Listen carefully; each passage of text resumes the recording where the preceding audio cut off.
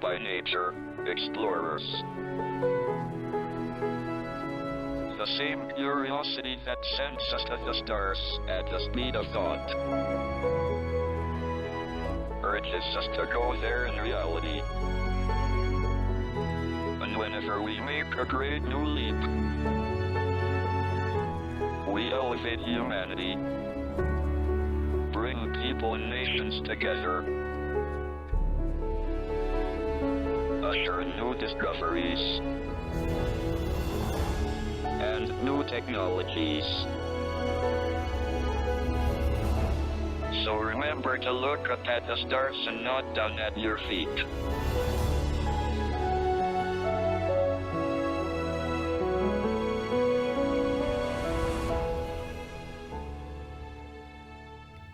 Well, welcome to Monday, or as we should call it, Moonday.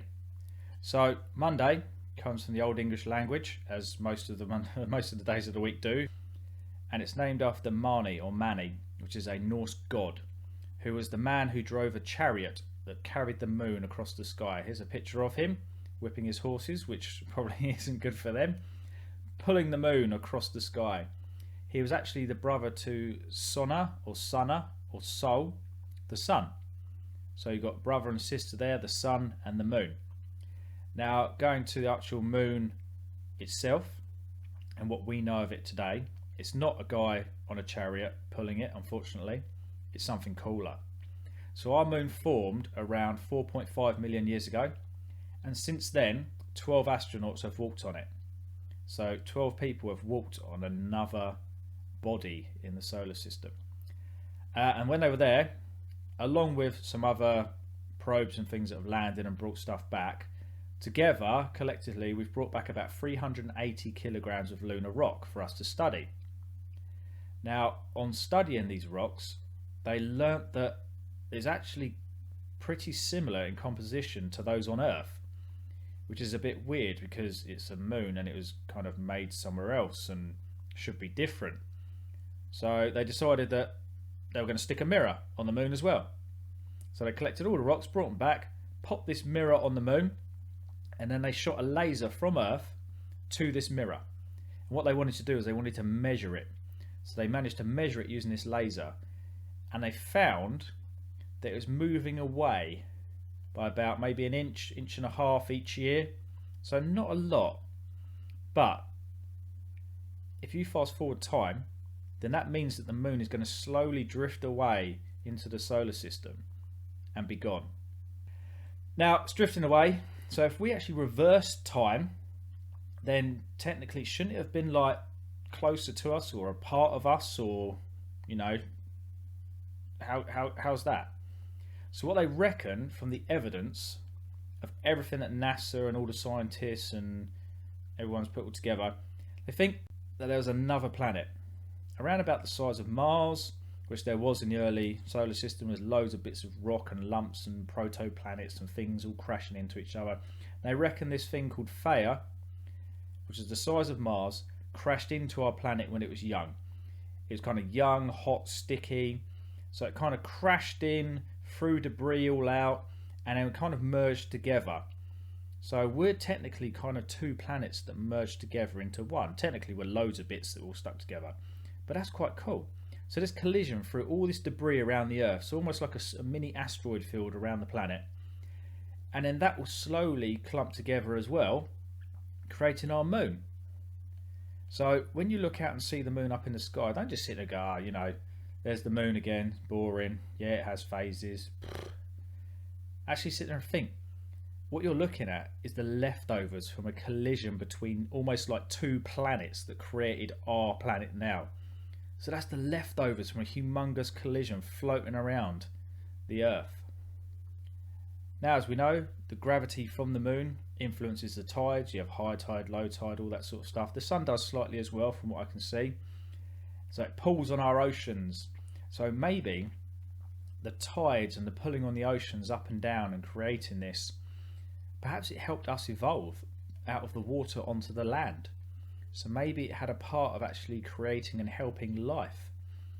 As it orbits the planet, it kind of keeps the planet stable as well, so it doesn't flip around so much and has a good axis so that we have seasons, so it kind of looks after us.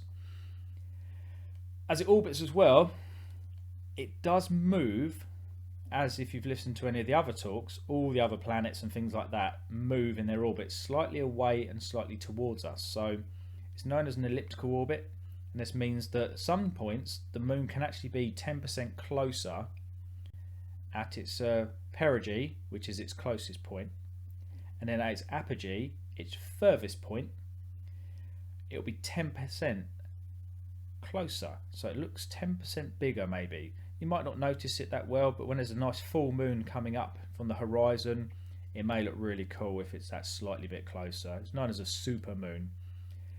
Now, that's usually when it's only a full moon you get the term super moon, and everyone's like, oh, it's a super moon. It happens quite often. It's not a real rare thing, but it is really cool to see this super moon rising up, and that's because of its orbit around the Earth. Now on Earth, we unfortunately only get to see one side of the moon, but it is the most interesting side, as we'll find out in a minute, as the moon is tidally locked to our planet. So as the moon spins itself, it spins at the same amount of time that it orbits us. So it does spin, but as it spins looking at us every time from this one side. There are some really awesome YouTube videos. If you pop this into YouTube, it will explain it and show you a lot better than me just talking. So have a look on there and do it if you can't get your head around that. But it's really interesting to look at. It's really cool. Now, although it does this, and it's always looking at the same side, or we're always looking at it, it does have a slight wobble as it's moving, which means at some points we can see slightly more sort of round one side, almost like we're looking around the corner of the moon as it wobbles. So there are points when we can see some craters on the edges that we may not be able to have seen before. So it's something cool to keep an eye out for. Now the moon, as we probably know, is the brightest object in our night sky. The sun beats it during the day. And there's loads to see on the moon, absolutely loads. Even just using your eyes. Some, binoculars are cool, even a telescope you can see even more. But you can just look with your eyes and look at stuff. Now you'll notice when you watch the moon, if you look at it each night in the sky, as it orbits our planet, it kind of moves backwards each night. So each night it will be in a different place. And as it does this, it means that we actually get to see different phases as we both orbit the sun. So as it goes around the planet, it has different phases. And again, there's some really cool YouTube videos that will explain that for you. So it's not always the same. So you get to see different parts. It takes around about 29.5 days to complete a phase. And on doing this, you get to see a lunar sunrise when the moon's waxing and getting fuller. And then after the full moon, you start to see the shadow cross the other way, which is a lunar sunset, until it covers it completely in a new moon. So we can't actually see it. So it's completely covered in the shadow. So you're actually watching the sunrise and the sunset.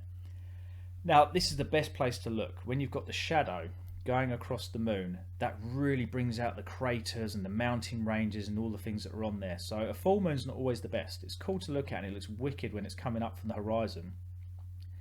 But where you've got this shadow, they call it the Terminator. Now, it's not a killer robot from the future. It's just where the shadow is, and it looks really cool. That's where you want to look if you've got binoculars or a telescope. Now, if we talk about the features that you can see on the moon, there's loads to see. You've got mare, which are the dark patches, which you can see with just your eyes. With binoculars, they really come out. And the dark patches is just, mare's Latin. So it's an old language, and it just means seas. So our ancestors actually thought that there were seas on the moon. There were oceans. This is why they're all named after Sea of Serenity, Sea of Tranquility, and all these other names that I can't pronounce, so I'm not going to. So they're actually mares. They're not seas anymore. We've actually been there, we've had a look, telescopes have been there, people have walked on there. What they are is they're actually dark lowland basins. So they've been blasted out by impacts and then filled with lava, which is then dried and turned into darker features for us to see. Now if we look at the other side of the moon, which we can't see, there actually is barely any mare at all. It's just all craters, meaning that the side that we're looking at took the brunt of the late great bombardment around about 3 to 4 billion years ago. So all these massive bits of rock pummeled this side of it, heating it up again and creating all these lava basins and things like that. That's what they reckon. So that's why we've got Mare on our side. Now, as well as Mare, we know it's littered in craters. So our moon is absolutely littered in the result of long bombardments of asteroids, comets, bits of rock, all through its history. One of these cool craters you can see is Tycho. It's a great example of what's known as a ray crater, and it's where splashes of molten rock has been thrown across the surface of the moon. The crater itself is about 3 miles deep, is 100 million years old, and has a mountain peak in its middle with the rays splashing across the moon about 930 miles long. So when you look at this crater, you can see all these white lines going from it all the way across the moon, and that's where it's been splashed with debris. Now, the picture I got here I took just using an iPhone. Now, this is a 4 billion year old crater that looks like a smiley face. If the sunlight catches it just right, you'll be able to see it just catches it right, and it creates a little sort of smiley face and 2 eyes. So it's something cool to show the kids if you've got a telescope. They've got Aristarchus, is a strangely bright crater. It's kind of weird. It seems to almost shine out from the Mare itself. It is around about 450 million years old, and I apologise for pronunciations because I am just an amateur astronomer, a random guy that picked up a telescope and started a charity. My pronunciations aren't always right. Everybody says it different. Everybody says things differently depending if you're in America, you're in France, you're in England. So just make it up. Say it how you like. It's all old languages and people's names anyway. Back to the moon. There's also mountains on the moon. And these mountains were actually pushed up by a shockwave from the Mare Imbrium impact. So there's a mare around that area called Mare Imbrium. The impact that created that actually pushed these mountains up and created them. So you're actually seeing this mountain range created by an impact. It's around about 375 miles long. It's a huge mountain chain, with Mont Huygens being the tallest part of the moon at 3.5 miles high. So that's the tallest part of the moon. Now, another cool feature is actually the opposite to mountains. So not height, but actually like grooves, or almost like things cut out from the moon where things are collapsed. So they call them rales or rallies. And one really cool one is like Rupi Rector. Strange name, that's what they call it. It's also known as the Straight Wall, which is easier to pronounce. Now, these features are where movement along a fault line has actually created a valley or a collapse of an ancient lava tube or something like that. So you can see all these kind of grooves cut out from the moon, and this one's really, really cool to see. And you can see it just using a telescope. So I hope that gives you a little bit more info about the actual moon itself. So it's not just a boring thing that's up in the sky all the time. It does move. It's got loads of cool features you can see. So I hope I've inspired you to go out and have a look at the leftovers of a huge collision that created our planet. So clear skies, and remember, there's a billion worlds in your back garden.